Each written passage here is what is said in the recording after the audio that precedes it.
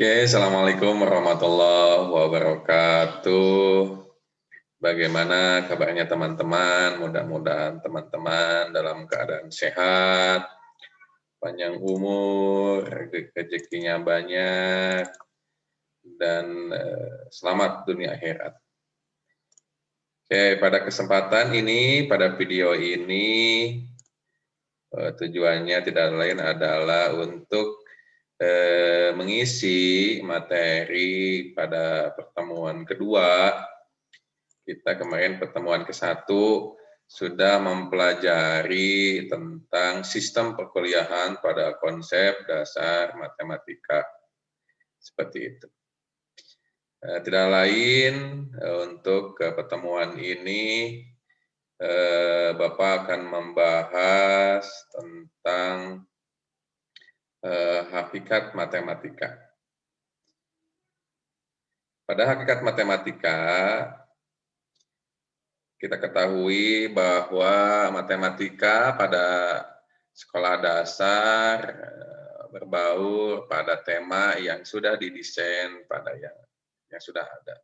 Tentu guru harus pintar-pintar bagaimana meramu matematika supaya bisa masuk pada tema yang sudah ditentukan. Pada hakikat matematika merupakan salah satu bidang studi yang diajarkan di sekolah dasar. Tentu seorang guru sekolah dasar yang akan mengajar matematika kepada siswanya harus memahami konsep, prinsip, dan fakta yang akan diajarkan terhadap siswa sekolah dasar. Yang menjadi tantangan dalam mengajarkan matematika untuk siswa sekolah dasar adalah bagaimana guru mampu mengikuti konsep berpikir atau pola pikir siswa sekolah dasar. Seperti itu. Yang mana notabene siswa sekolah dasar pada dasarnya masih berpikir konkret. Harus ada benda nyata yang bisa dilihat, gitu, yang bisa diraba, itu akan menjadi sebuah ingatan dalam memori siswa sekolah dasar yang insya Allah akan lama seperti itu. Guru hendaknya mengetahui dan memahami objek yang akan diajarkan, yaitu matematika.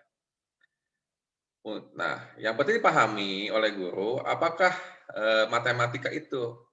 Nah, biasanya ketika ditanya apa matematika itu menjadi sesuatu yang mudah untuk dijawab, atau bahkan tidak mudah untuk dijawab. Hal ini dikarenakan karena sampai saat ini belum ada kepastian mengenai pengertian matematika. Karena pengetahuan, kenapa tidak ada kepastian dalam pengertian matematika? Karena pengetahuan dan pandangan masing-masing para ahli yang berbeda. Tentu itu menjadi hasanah. Hasanah ketika sudut pandang setiap orang berbeda-beda. Ini menurut pendapat ini seperti ini, menurut pendapat ini seperti ini. Itu menjadi semakin bagus dalam pengetahuan ketika banyak sekali ahli yang menafsirkan dalam sudut pandang yang berbeda. Ada yang mengatakan bahwa matematika adalah ilmu tentang bilangan dan ruang. Ada juga yang mengatakan matematika merupakan bahasa simbol, seperti itu. Ada juga yang mengatakan matematika adalah bahasa numerik. Matematika adalah ilmu yang abstrak. Nah, kenapa abstrak? Karena semakin tinggi kita mempelajari matematika, itu menjadi sebuah simbol-simbol yang hanya simbol gambar. Sedikit sekali dalam bentuk konkretnya, bentuk nyata. Nah, yang bisa abstrak atau deduktif. Bagaimana matematika adalah metode berpikir logis. Nah, ketika ada bertanya, apa sih pentingnya belajar matematika? Yang saya rasakan ketika kita belajar matematika, bagaimana kita mampu menyelesaikan permasalahan yang ada. Nah, karena pada dasarnya manusia itu penuh dengan masalah. Kalau dalam kata Ustadz Abu Syafi'i mengatakan, ketika manusia belum masuk ke surga, katanya, Di sana akan penuh dengan permasalahan. Jadi jangan ada anggapan ketika manusia meninggal, masalah selesai. Tidak. Kita orang yang beriman, meyakini bahwa ada kehidupan sudah meninggal. Yaitu kehidupan alam kubur. Masih banyak alam-alam yang akan kita hadapi. Seperti itu. Maka ada nilai-nilai, yaitu kemampuan berpikir logis. Bagaimana kita mampu menganalisis sebuah masalah, mengetahui kemampuan apa yang kita punya, apa yang efektif untuk menyelesaikan masalah itu dalam kehidupan, seperti itu. Jadi belajar matematika itu bukan hanya belajar angka, tadi numerik, tapi kemampuan bagaimana berpikir logis. Bagaimana kita mampu bekerja sama dengan orang lain dan mengurangi gesekan dengan orang lain.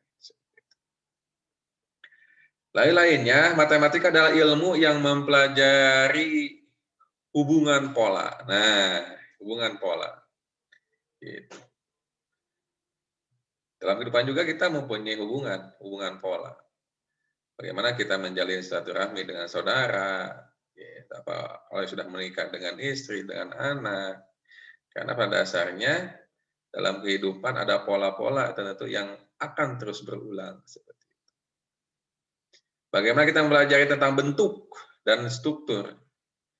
Nah, ada yang mengatakan matematika adalah satunya ilmu dan juga menjadi pelayan bagi ilmu yang lain. Tentu matematika yang dipelajari adalah matematika yang sifatnya masih keilmuan, belum matematika terapan.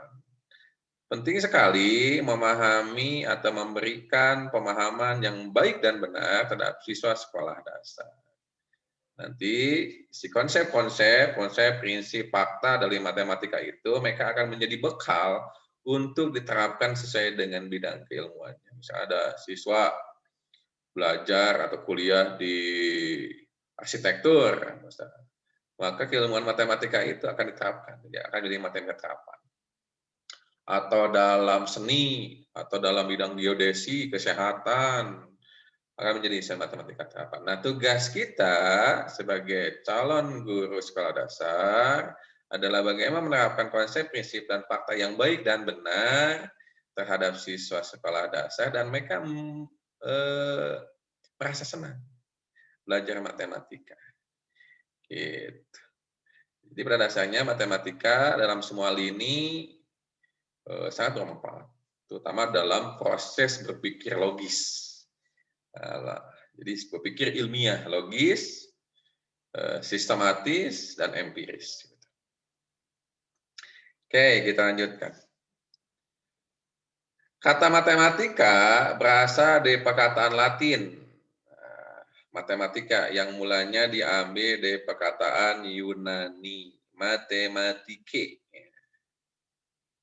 Jadi ada seperti diambil dari Yunani, matematike, yang berarti mempelajari. Gitu.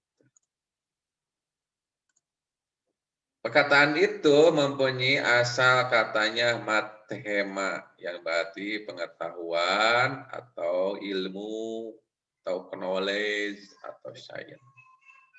Seperti itu. Kata mathematike yang dari Latin Yunani itu berhubungan pula dengan kata yang lain yang hampir sama, yaitu matein atau mathenein, yang artinya belajar atau dalam proses berpikir.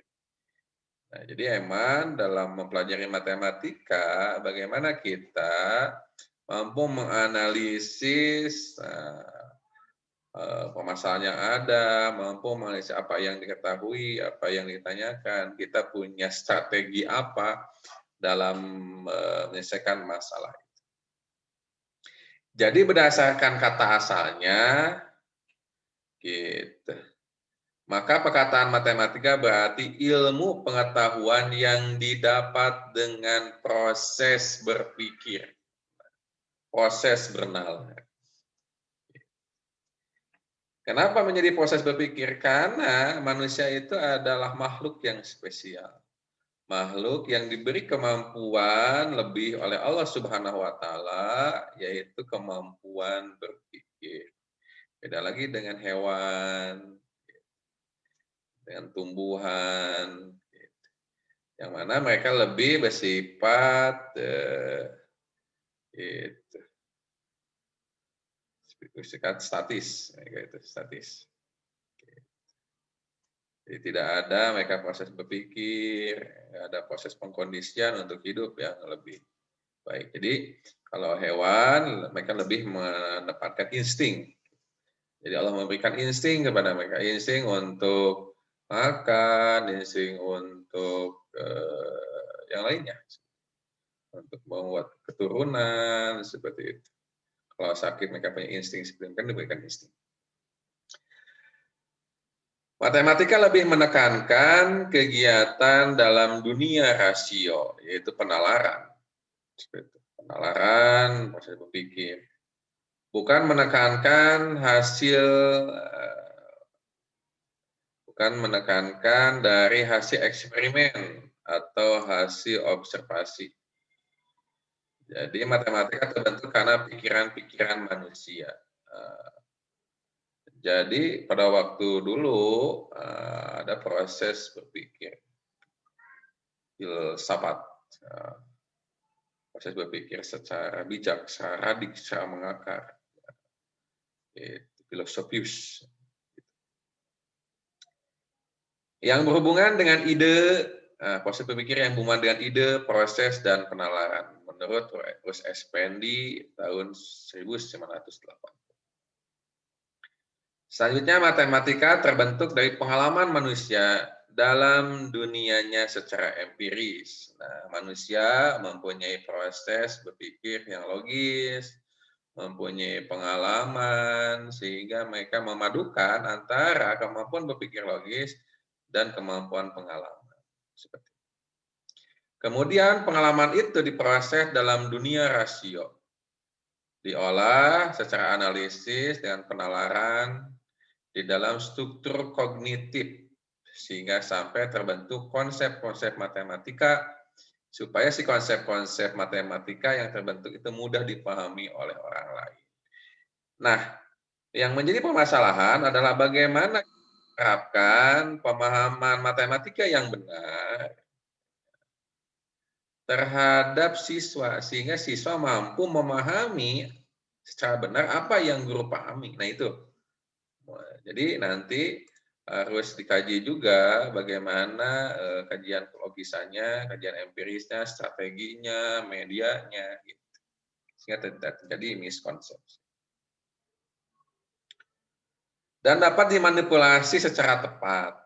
Maka digunakan bahasa matematika atau notasi matematika yang bernilai global atau universal dalam bilangan dan simbol-simbol yang lainnya. Nanti disepakati. Kita sepakati bersama. Konsep matematika didapat dari proses berpikir.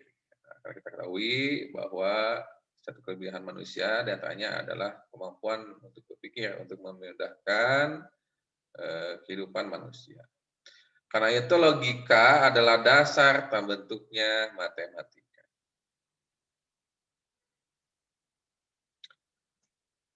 Pada awalnya, cabang matematika yang ditemukan adalah aritmatika atau berhitung. Nah, biasanya berhitung digunakan dalam proses jual beli seperti itu. Dalam proses barter, misalkan dua domba, 3 domba ditukar dengan 3 koin emas, itu dibarter seperti itu. Atau bertukar dengan barang kembali, misalkan 3 domba dengan 4 keranjang sayuran. Aljabar, Bapak aljabar, nanti ada geometri, kemudian untuk keatasan nanti belajar tentang kalkulus, statistik, dan nanti akan mempelajari, teman-teman akan mempelajari statistik, topologi, aljabar, abstrak, aljabar linier, himpunan, geometri linier, analisis vektor, dan lain-lain. Itu mungkin untuk kekhususan apabila mempelajari matematika secara mendalam. Nah, ada beberapa definisi mengenai matematika menurut para ahli. Ini menjadi sebuah hasanah. Menjadi sebuah hasanah ketika para ahli memahami atau memberikan definisi matematika secara berbeda. Di antaranya menurut Rus Effendi tahun 1988 mengatakan matematika terorganisasikan seperti itu. Jadi matematika terorganisasikan dari unsur-unsur yang tidak didefinisikan seperti itu.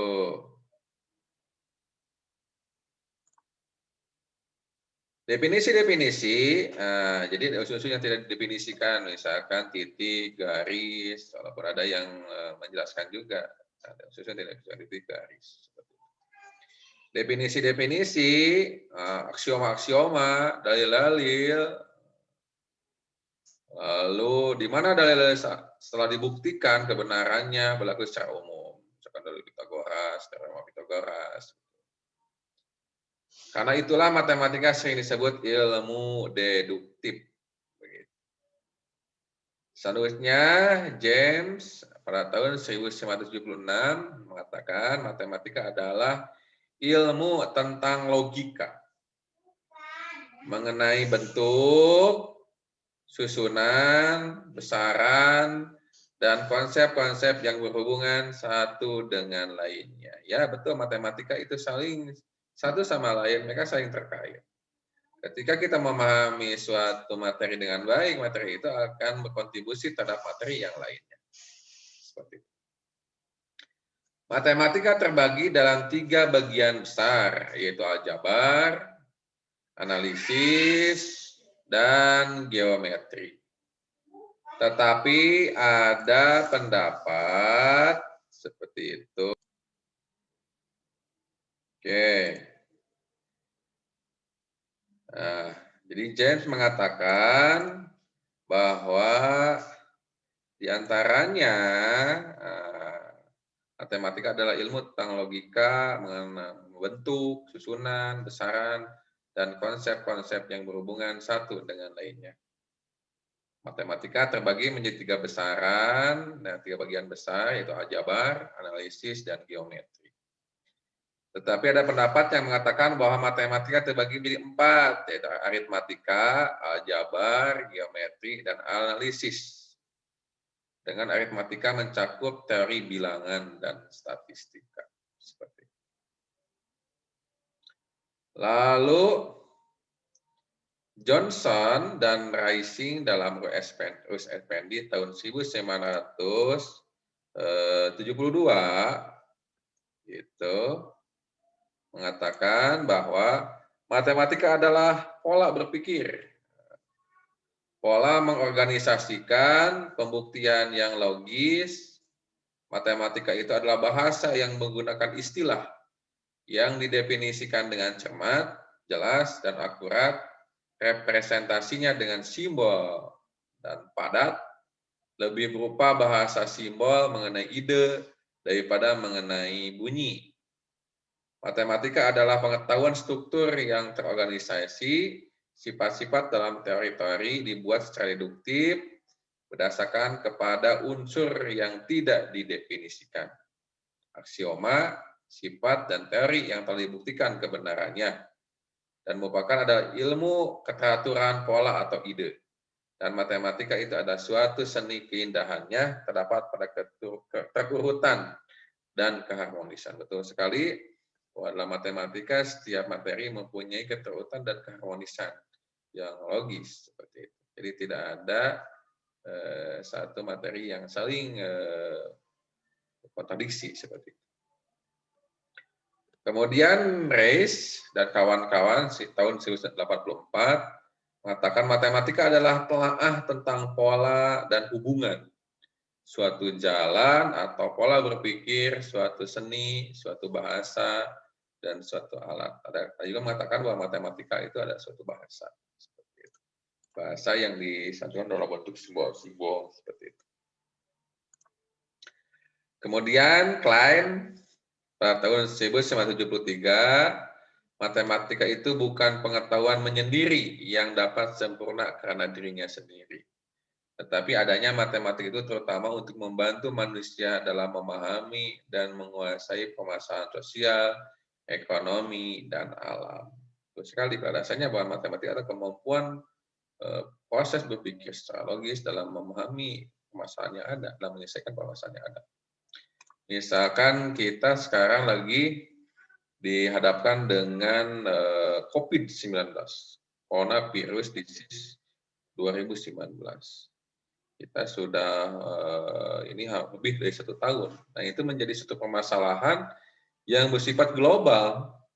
Semua aspek, semua bidang yang dipelajari manusia itu terkena.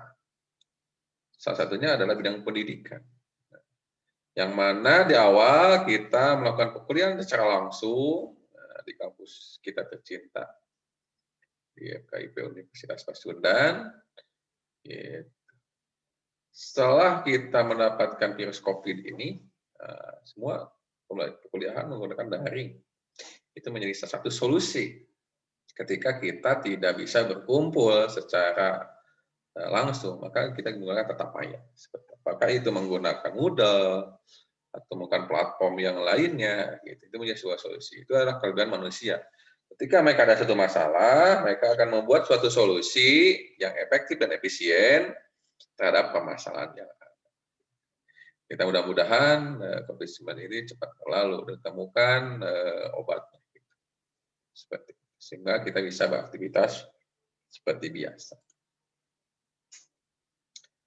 Nah, jadi klien mengatakan bahwa matematika itu bukan pengetahuan yang menyendiri, katanya, yang dapat sempurna karena dirinya sendiri, tetapi matematika itu terutama untuk membantu manusia dalam memahami dan menguasai permasalahan sosial, ekonomi, alam kesehatan, dan lain-lainnya. Seperti itu.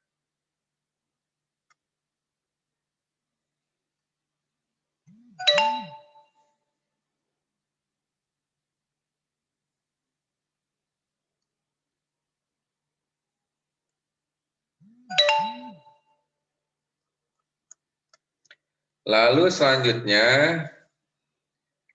nah sudah kita memahami pertama pengertian matematika, lalu definisi-definisi ahli. Yang selanjutnya adalah matematika adalah ilmu deduktif. Matematika dikenal sebagai ilmu deduktif. Kenapa dikatakan ilmu deduktif? Karena proses mencari kebenaran atau generalisasi dalam matematika berbeda dengan ilmu pengetahuan alam dan ilmu pengetahuan yang lain. Metode pencarian kebenaran yang dipakai adalah metode deduktif. Tidak dapat dengan cara induktif. Pada ilmu pengetahuan alam adalah metodenya metode induktif dan eksperimen. Walaupun dalam matematika mencari kebenaran itu dapat dimulai secara induktif, tetapi seterusnya generalisasi yang benar untuk semua keadaan harus dapat dibuktikan dengan cara deduktif. Dalam matematika, suatu generalisasi dari sifat, teori, atau dalil itu dapat diterima kebenarannya kalau sudah dibuktikan secara deduktif. Contoh dalam ilmu fisika, bila seorang melakukan percobaan eksperimen sebatang logam yang dipanaskan, maka memuai dan dilanjutkan dengan logam-logam yang lainnya. Dipanaskan ternyata memuai juga. Maka ia dapat membuat kesimpulan generalisasi bahwa setiap logam yang dipanaskan itu dapat memuai. Generasi yang dibuat secara induktif tersebut dalam ilmu fisika dapat digunakan contoh dalam ilmu fisika. Pada matematika, contoh-contoh seperti itu baru dianggap sebagai generalisasi jika kebenarannya dapat dibuktikan secara deduktif.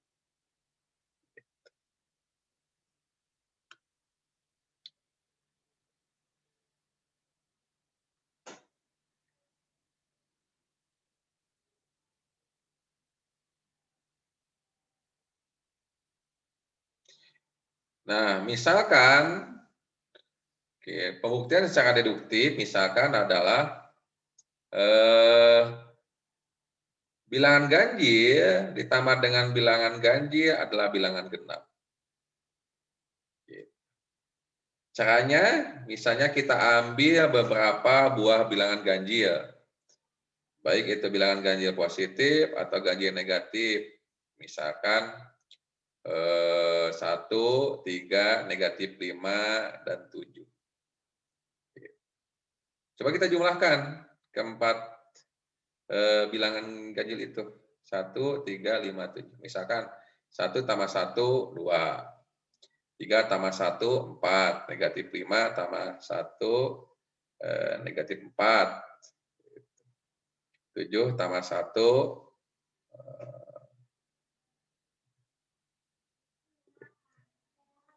8.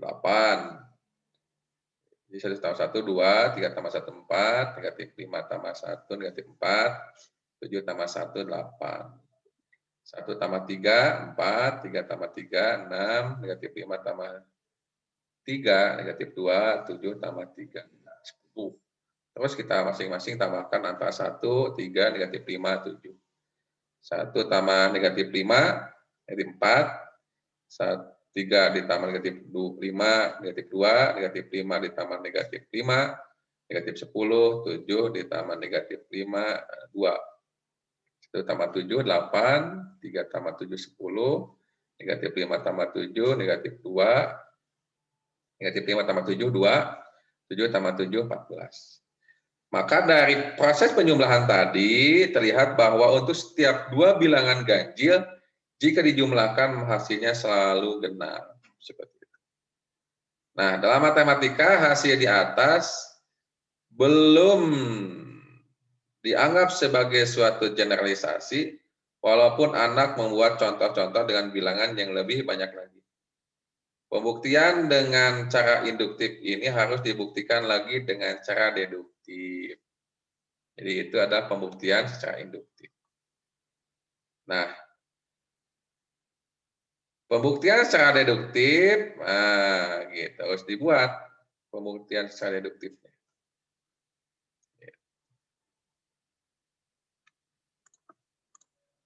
Oke, Bapak izin share screen. Nah, ini adalah pembuktian secara deduktifnya, seperti itu. Nah, deduktifnya. Misalkan A dan B adalah sembarang bilangan bulat. Kita nanti belajar dulu bisnis bilangan nanti ya. Maka 2A adalah bilangan genap dan 2B bilangan genap juga.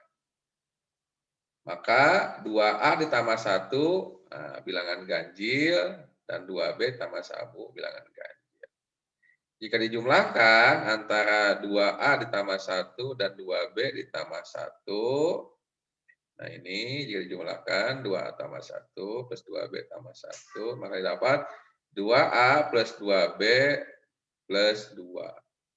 Lalu kita sifatkan asosiatif, distributif perkalian terhadap penjumlahan, gitu. Yaitu 2 kali A, 2A, 2 kali B, 2B, 2 kali 1, 2. Kali dapat 2A plus B tambah 1. Karena A dan B bilangan bulat, maka A tambah B tambah 1 juga bilangan bulat. Sehingga 2A tambah B tambah 1 adalah bilangan genap. Bisa dipastikan bahwa 2A plus B tambah 1 adalah bilangan genap. Karena dia dikalikan dengan 2. Seperti itu. Jadi bilangan ganjil tambah bilangan ganjil adalah bilangan genap. Maka dia dapat digeneralisasi dengan cara deduktif. Nah, seperti itu.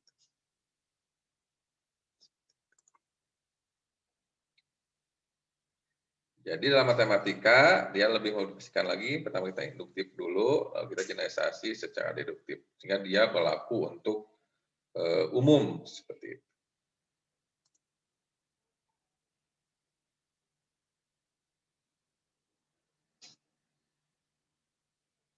Selanjutnya, matematika adalah ilmu terstruktur. Gitu. Yang A, B, C, D. Sekarang yang D-nya matematika adalah ilmu yang terstruktur. Matematika merupakan ilmu terstruktur yang terorganisasikan. Hal ini karena matematika dimulai dari unsur yang tidak didefinisikan. Ada beberapa, misalkan titik, garis.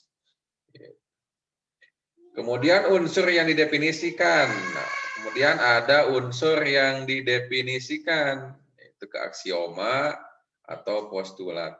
Dan akhirnya pada teorema.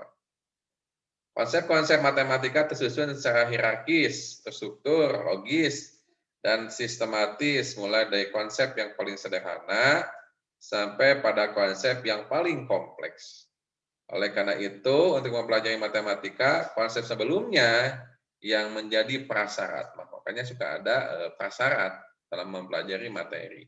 Jadi, ketika kita mengajarkan suatu materi, ada materi prasyarat yang harus dipahami oleh siswa supaya nanti menjadi menjadi ilmu sebelumnya untuk mempelajari ilmu yang baru.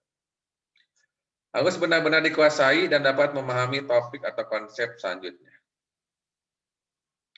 Dalam pembelajaran matematika, guru seharusnya menyiapkan kondisi siswanya agar mampu menguasai konsep-konsep yang akan dipelajari, mulai dari yang sederhana sampai yang paling kompleks.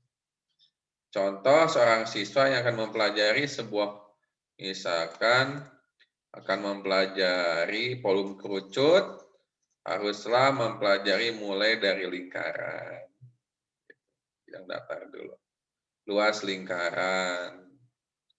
Apa itu pengertian lingkaran, definisinya, apa itu bagaimana bentuknya, bagaimana unsur-unsurnya, bagaimana menentukan nilai V, bagaimana menentukan keliling, bagaimana menentukan luasnya, rumusnya bagaimana. Luas lingkarannya bagaimana, bangun ruang, dan akhirnya adalah volume kerucut. Untuk dapat mempelajari topik volume balok, maka siswa harus mempelajari dulu. Misalkan akan mempelajari volume balok, misalkan pada bangun ruang. Maka siswa ada materi prasyarat, dia harus mempelajari tentang rusuk, atau garis, titik sudut, bidang datar persegi, dan persegi panjang, luas persegi, dan luas persegi panjang, dan akhirnya adalah volume balok. Nah, dalam matematika, seperti itu, ada unsur-unsur yang tidak didefinisikan. Dalam struktur matematika ada unsur-unsur yang tidak didefinisikan. Misalkan yang tidak didefinisikan adalah titik, garis, lengkungan, bidang, bilangan, dan masih banyak lainnya. Unsur-unsur itu ada, tetapi kita tidak dapat mendefinisikannya. Lalu ada unsur-unsur yang bisa didefinisikan. Dari unsur-unsur yang tidak didefinisikan, maka terbentuklah unsur-unsur yang dapat didefinisikan. Misalkan, apa yang didefinisikan? Sudut, lalu persegi panjang, segitiga, balok, lengkungan tertutup sederhana, bilangan ganjil, pecahan, desimal, FPB, dan KPK. Seperti itu. Lalu yang ketiga, ada unsur yang tidak terdefinisi, ada yang terdefinisi, lalu ada aksioma dan postulat. Dari unsur-unsur yang tidak didefinisikan dan unsur-unsur yang didefinisikan dapat dibuat asumsi-asumsi yang dikenal dengan aksioma atau postulat. Nah, kalau aksioma dan postulat ya bisa untuk dibuktikan. Misalkan melalui dua titik sembarang hanya dapat dibuat sebuah garis.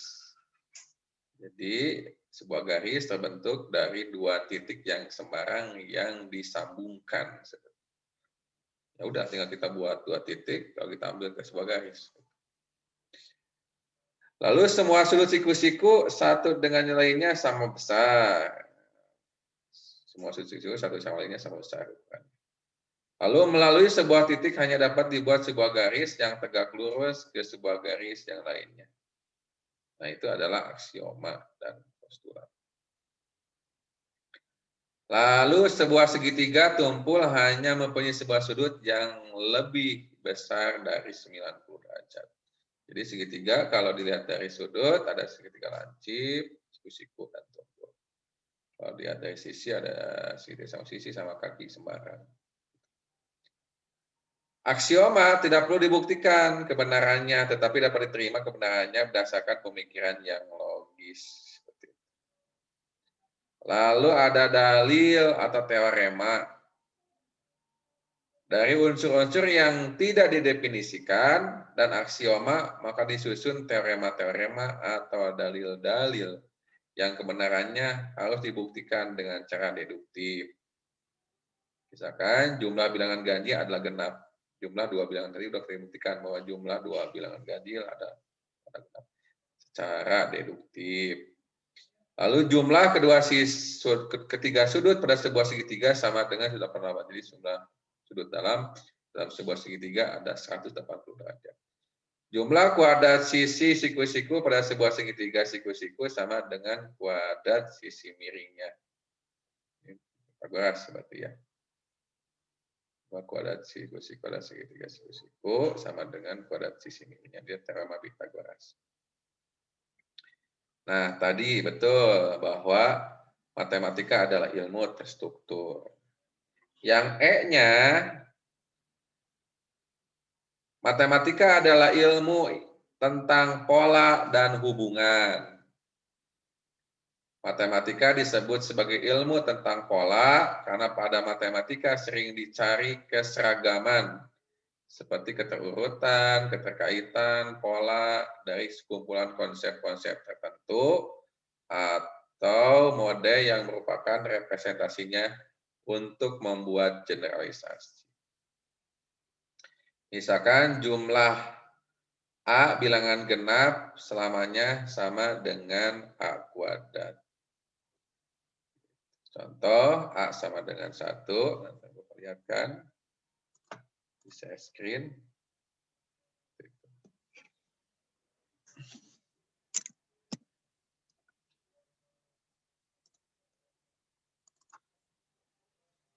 Nah, misal A bilangan genap selamanya sama dengan A kuadrat. Contohnya A sama dengan 1, maka jumlahnya sama dengan 1, karena 1 kuadrat sama dengan 1. Selanjutnya, 1 dan 3 adalah bilangan ganjil. Nah, 1 dan 3 adalah bilangan ganjil, jumlahnya adalah 4 adalah sama dengan A kuadrat, 2 kuadrat. Berikutnya 1, 3, 5, dan 7, maka jumlahnya ada 16 dengan 1, 3, 5, 7 seperti itu. 4 kuadrat.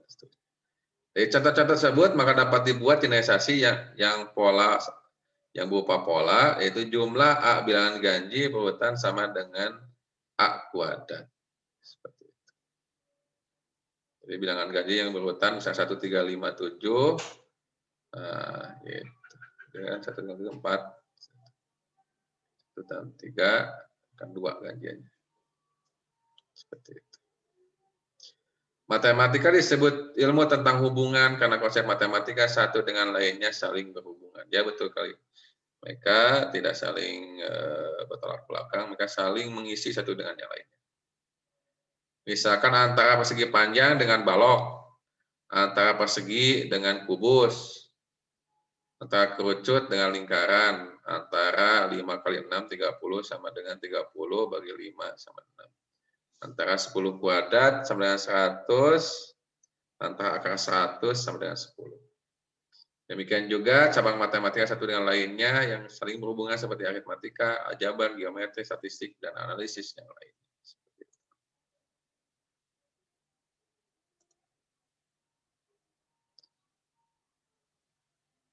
Selanjutnya, matematika adalah bahasa simbol. Matematika, yang F-nya matematika adalah bahasa simbol. Matematika yang terdiri dari simbol-simbol yang sangat padat, arti, dan bersifat internasional. Jadi dia berlaku umum. Jadi itu kesepakatan para ahli matematika dalam pembuatan simbol-simbol. Pada arti berarti simbol-simbol matematika ditulis dengan cara singkat tetapi punya arti yang luas. Misalkan akar 9 sama dengan 3. 3 tambah 5 sama 8. 3 faktorial ada 1 kali 2 kali 3. Logaritma 100 adalah 2. Kenapa logaritma 100 sama 2? Karena 10 pangkat 2 sama 100. Dan masih banyak misalnya limit 3, turunan DY, DX, OTSMA, kosinus, tangen, sin, jika maka, jika dan hanya jika, gabungan, irisan, sama dengan, lebih dari, kurang dari, inverse, lalu dalam simbol-simbol logika lainnya, atau, dan.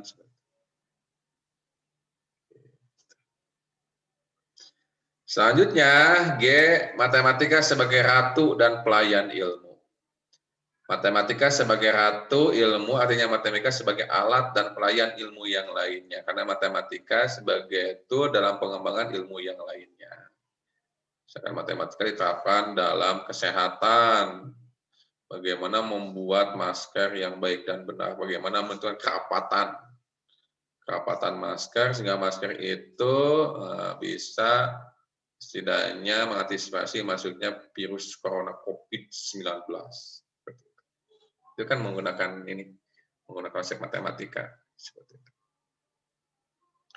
Gitu. Dan masih banyak misalkan dalam vaksin, bagaimana menentukan komposisi vaksin itu.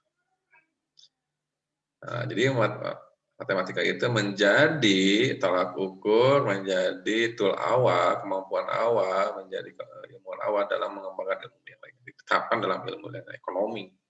Bagaimana mengembangkan ekonomi yang sedang terpuruk ini, itu hitungannya ada di sana.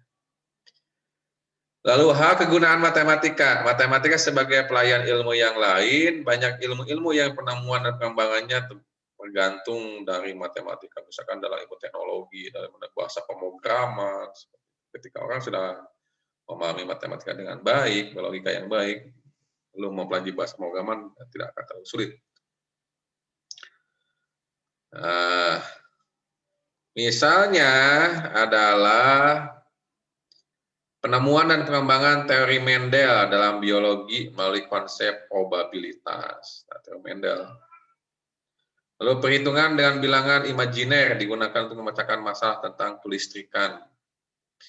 Lalu dengan matematika, Einstein membuat rumus yang dapat digunakan untuk menaksir jumlah energi yang dapat diperoleh dari ledakan atom.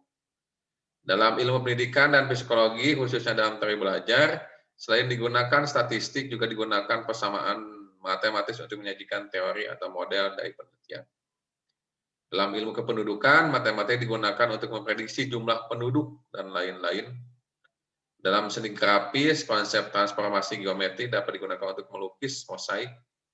Dalam seni musik, barisan bilangan digunakan untuk merancang alat musik. Banyak teori-teori dari fisika dan kimia modern yang ditemukan dan dikembangkan melalui konsep kalkulus. Lalu teori ekonomi mengenai permintaan dan penawaran dikembangkan melalui konsep fungsi kalkulus tentang diferensial dan integral. Lalu keduanya, matematika digunakan manusia untuk memecahkan masalahnya dalam kehidupan sehari-hari. Contohnya memecahkan masalah dunia nyata. Sekarang lagi pandemi COVID, bagaimana kita menyelesaikan masalah COVID ini.